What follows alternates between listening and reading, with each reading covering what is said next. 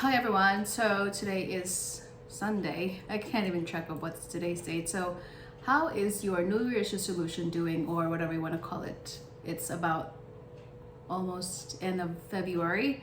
Are you still keeping up with your goals and dreams? Because I know for sure some of us are probably good at sticking with our goals and dreams, whatever it is that you're planning to do for the end of this year. And for some of us are not so great. So just to keep you up to date about my goals, about trying to get back on track of losing a little bit of pounds and exercising. So as I said, you have to really know exactly what you want. If you don't know what you're planning to do for the end of this year, then you are just aiming at nothing. So I have been rereading this book on and off because this talks about first steps to wealth, but it's just not about making money or achieving more stuff, but it's actually about how to have a vision, which she talks about in her book. And I'm just going to give you some of the tidbits that I've been learning. So it says about you got to activate the law of decision. So apparently there are laws in life that you cannot change. These are laws in place so that you can activate them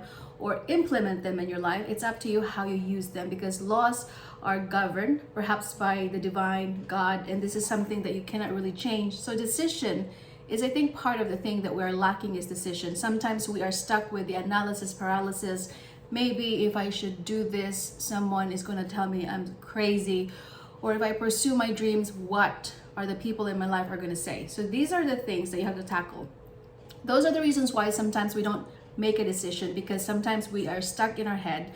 We get stuck to this phrase or this analysis. What are the probability of going to fail, which failure is part of success. If you have been reading self-development book, people that have been successful, they probably have failed multiple times. The question is, are you willing to just drown out those noise? Because when you are lacking of decision, you're going to end up saying the same thing next year, saying, I wish I should have started this project. I wish I've never listened to the wrong voices. Because the moment you decide to do something, especially when it's not conventional and it's something that you have not done before, especially in your family circles, friendships, of course they're going to say, who do you think you are for taking a risk?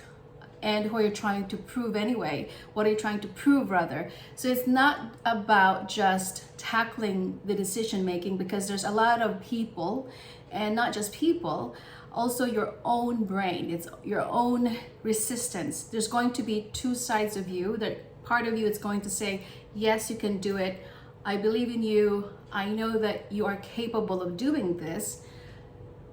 Realistically, there's also another side of you who's going to ask you questions, as what I just said earlier. And she also said, your results build your business. Results comes afterwards. We want results right away, of course. Nobody likes to see result and doing something and without results. The result is something that happens over time. We need to be realistic, people. I know that as a YouTube content creator, especially, I'm starting, and I have been doing this on and off because of some dialogue that was going on in my head and some resistance that was happening inside my home, and I had to really just make sure and stay focused. And of course, there are people also who expect you to have the results overnight, but that is not realistic. Just like planting a seed, I always like to give this an example as a farmer. When you plant a seed today, you do not expect that harvest time comes tomorrow. It will come eventually, a few months from now. The more you cultivate the plant and you take care of the plant by putting fertilizer and watering them, and you put the same kinds of nutrients, the same thing with your business. Results will come eventually later. I believe that if you are thinking about long-term wise, not just the short term, then it's going to probably have more success instead of being quick and being hasty. Because when you're hasty of having a result, and then you cannot really have the momentum of keeping at it, and eventually you're going to get burned out and you're going to quit and give up. I really think that people usually quit too soon. They give up too soon because they have this expectation in their head that maybe by the time next week or next month or next year, I'm going to see a result. It takes consistency. when you want results, you have to be consistent. And that is one of the things I'm actually still struggling with. If you are actually a person who loves to be, wise, is so not the one that expect that you'll get frustrated. If you're only thinking about numbers, and if you're only thinking about likes and algorithm, you're going to lose that battle. For me, when you really want to see results, you have to stay consistent, even if there's only 2 people watching your videos, or 5 people, or maybe your mom or your dad are the only subscribers, or your sisters. It doesn't matter. You have to show up as if you already have 1 million followers. That's how I view it. Because if you're focused on the things that you cannot control, you're gonna get frustrated. You cannot control the algorithm. They will keep on changing the rules. They're gonna keep on changing and come up with new regulations, and there's really nothing you can do about it. And if you're focused only on the metrics, you're going to drive yourself crazy. So when you wanna create something in the world, you have to ask yourself the question, what are the things that are people interested in? What can I bring to the people that are gonna keep them engaged and keep them coming back? And what can I give in terms of, is it education? Is it experience? Is it about my life experience? Because for me, my channel, I know it's not niche or niche, whatever you wanna pronounce it. But for me, I want you to come into my channel inspired and also educated. So this is why I do not want to only pick one niche, because if you only pick one niche, as if you're just stuck to that, you're limited.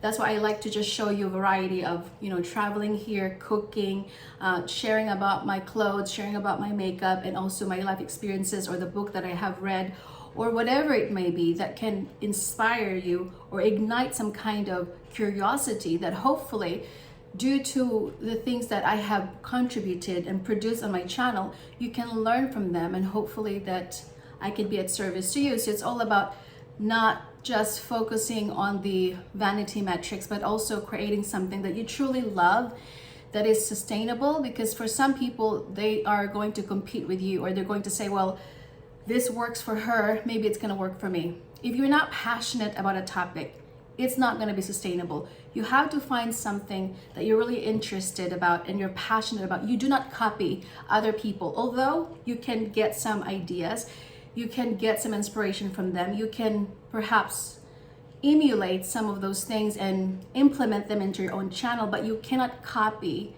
truly, because you're going to end up frustrated. If it's not something that you love, if it's not something that you really are passionate about, then you're going to just fail at it. That's just my take. And then she also said about know what you're good at. Actually, I just said that one.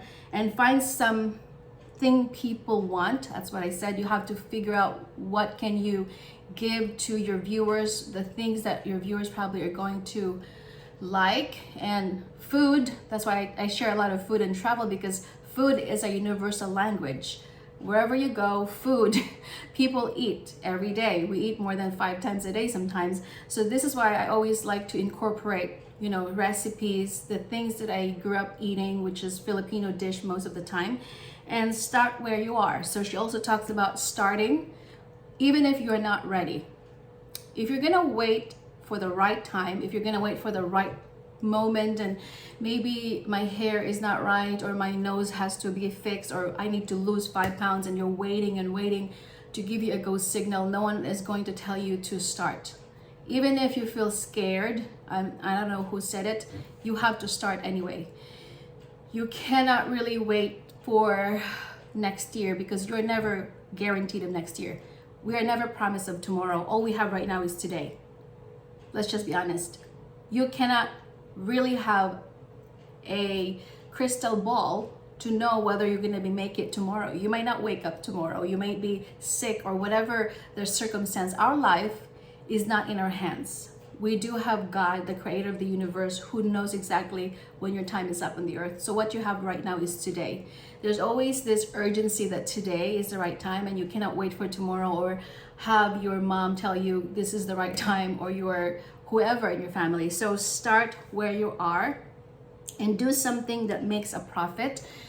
And of course, creating a business is not just about giving it for free. Your goal, of course, is to make a profit, to make something out of money. Usually that's why we start a business, but most of the time you also have to think about longevity wise. If I'm not making right now, how much can I possibly invest in myself? When we say that we are going to make a profit, it also talks about not just gaining money in the future, but also we have to invest something right now. For you to gain a profit and an investment in return, you must invest in something first. So I really believe in education, where you have to invest in yourself, because if the more and more you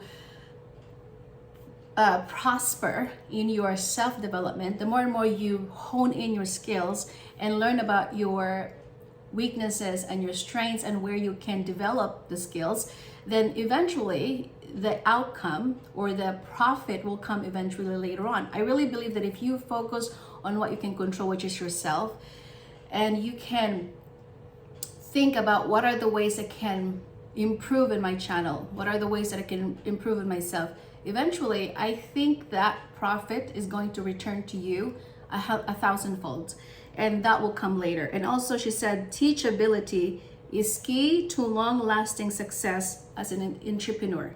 Teachability. You got to learn how to be teachable. You cannot say, I know it all. I am Miss Know-It-All. I already know it. And, you know, these are the kind of people that are never going to learn, because they have a very closed mindset. They're very limited mindset.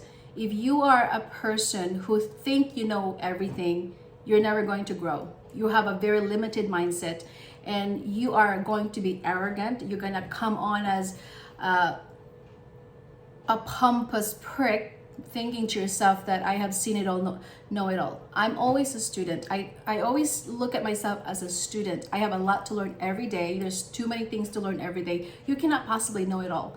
So you have to be teachable. You have to learn the things that you must learn and swallow your ego, because when your ego, your pride gets in the way, you're gonna think to yourself, but I don't really need their help. Or this is why I read a lot of books such as this, because I do want to learn from those people who have showed the results, who have done it before. That's why I love to also watch people from the YouTube channel. I follow people who have been successful on their YouTube journey and how they're making it, because we can learn from these people. You cannot just say I am done learning, because learning is not confined only in the institution. Once you're done in school, you think you're done learning. Learning is an ongoing process. It is a lifetime journey.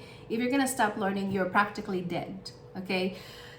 Many people stop learning just because they are done in school, or they graduated whichever year it was, 1960s or whatever. But learning for me is something that you do cultivate. It is about reading good books.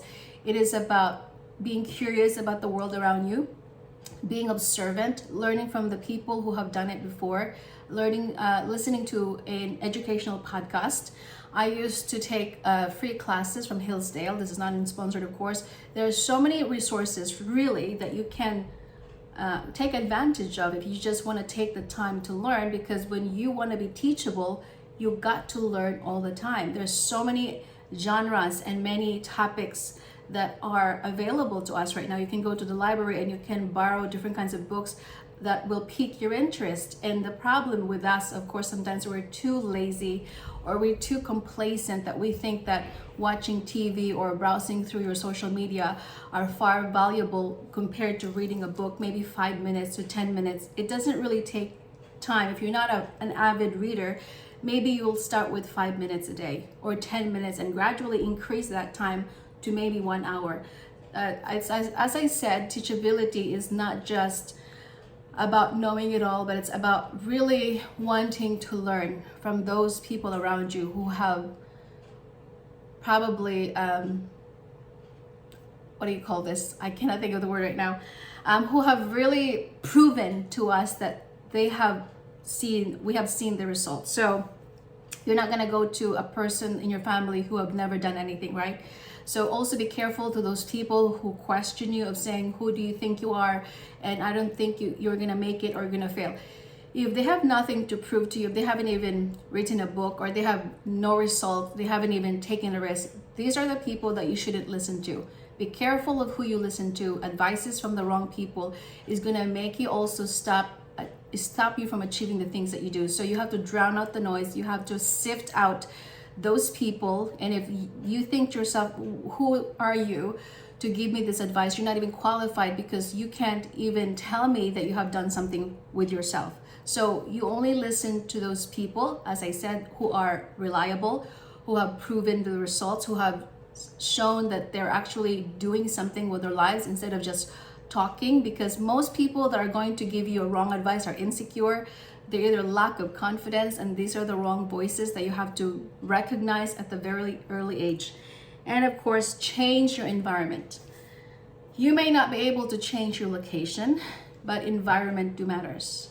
Environment is where you live, it's where you work, and also what you do with your environment. This is why I love flowers. I know Valentine's Day just came, and my family, my husband brought me these beautiful roses. So environment is about making your space as cozy as possible, as tidy as possible, as organized as possible. Clutter, for me, it's going to make my brain hurts.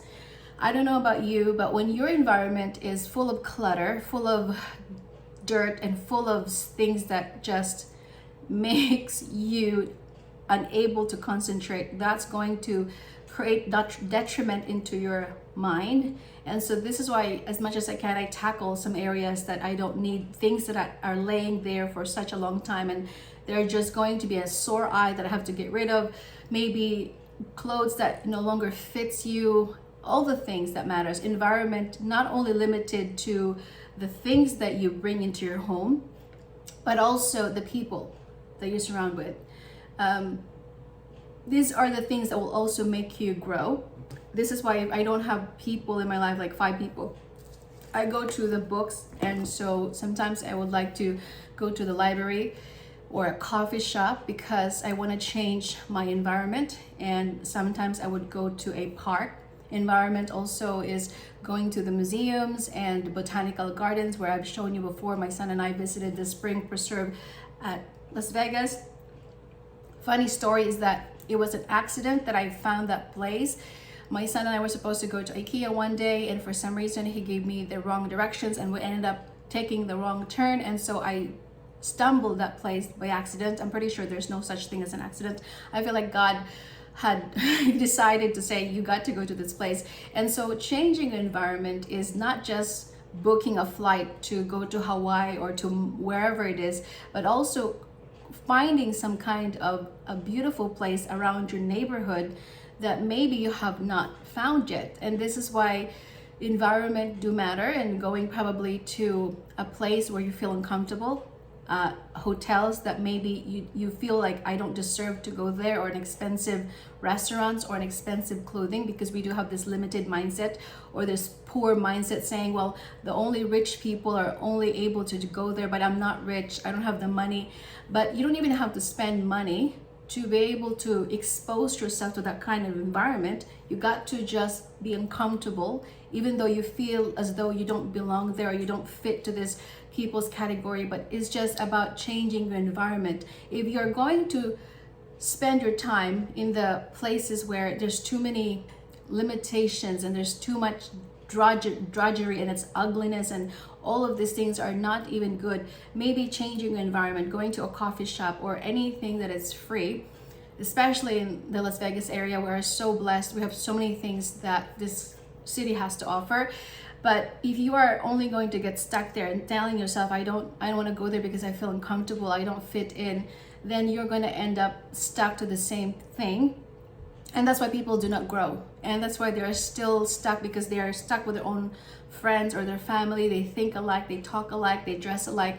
And you wonder why whatever you do, you're not growing. Because if you're going to just stay there and you're not willing to do it and able to take a risk, as I said, no one can do it for you. So for me, most of the time, I love to just venture by myself.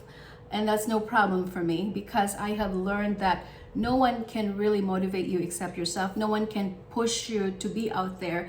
Only you need to be willing enough to be uncomfortable to unfamiliar places and to the uncharted territory where you feel like you don't belong or you don't fit in. The first time I went to this lake, And I know it's a place where, you know, people of opulent have money are the only ones who's supposed to be there. It was uncomfortable. It was something that I told myself, my inner critic says, you're not supposed to be here. You don't belong to this place, because you have this scarcity mindset, thinking to yourself, well, who do you think you are for going such a place? Also the thing when you are visiting other places that you know that only rich people go, of course you're going to resist that. There's part of you that says, you cannot possibly be here, you don't belong here. But at the same time, when you're going to have that kind of mindset and you don't really just say, you know what, I don't care if I have no money right now, but I'm going to expose myself, because that's how you're going to attract a new kind of mindset. And you watch people how they live, you watch them how they dress and how they live their lives. And that's why environment do matter. And even if you cannot fly to another country right now, just learn to look around you and where you live and find some ways where you can really tap into yourself and ask yourself the question, what is the kind of life that I would love to live for, and the kind of things that I would like to attract, not just materially, but what is it really that makes your soul contented and tranquility? What is a place that makes you so happy? And for me, every time I go to a nature, that's why I went to the botanical garden, and my soul was at peace. I can feel as though this is the place where I truly feel as if I am connected to myself. When I went to the beach with my son a few years ago, or a few months ago rather, it was something that nature can bring something out of me. When I'm in the water, like the lake or parks, that's something you can think and really reflect on the things that you do have, and you start giving gratitude and being thankful for the things that you do. And I don't want to get so lengthy because it's 21 minutes. And then it says that surrounding yourself with success minded people. So I guess like-minded people, if you cannot really find them, you can read books or listen to a podcast or watch a video. And then she said, I'm gonna leave here, it says, birds of a feather flock together. With whom do you flock, chicken or eagle? So that's something that I want you to think about for this past in this past days. If you have time to think, birds of a feather flock together. With whom do you flock, chickens or eagles? So if you want to be successful, as I said, you have to surround yourself with the people who thinks like you, who have the same goals as you. If you flock with pigeons, pigeons really just, they have their own world, and I feel like they just dilly-dally. They don't really mind about what's going on. But the eagles, they're by themselves, and in the stormy times, they will soar above it. So that's what eagles are. Usually are visuals. They have a good vision, and from afar they can just praise something that's very